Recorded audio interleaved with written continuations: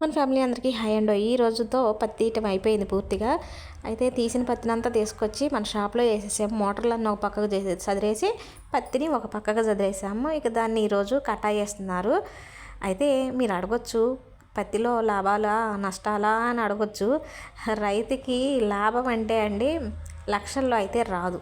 ఏంటంటే వ్యవసాయం చేసే రైతు ఒకరి కింది కూలికి పోలేక తనకున్న భూమిలో కష్టపడి పంటను పండిస్తాడు. ఇక ఆ పంటకి ఏంటంటే తను చేసిన కూలి మందం మిగులుతాయి తప్పితే ఒక్కోసారి అవి కూడా మిగలవు. కానీ అదొక వ్యసనం లేక రైతు ప్రతి సంవత్సరం పంట వేస్తానే ఉంటాడు. మిగిలితే ఆ కూలి మందం మిగులుతాయి తప్పితే లక్షల్లో అయితే ఉండదు. ఇకపోతే ప్రతి ఒక్కరిలో ఏదో ఒక టాలెంట్ ఉంటుంది అన్నట్టుగా వీళ్ళు చూడండి, ఆటోకి పత్తిని బతుకమ్మను చదిరినట్టు చదిరారు.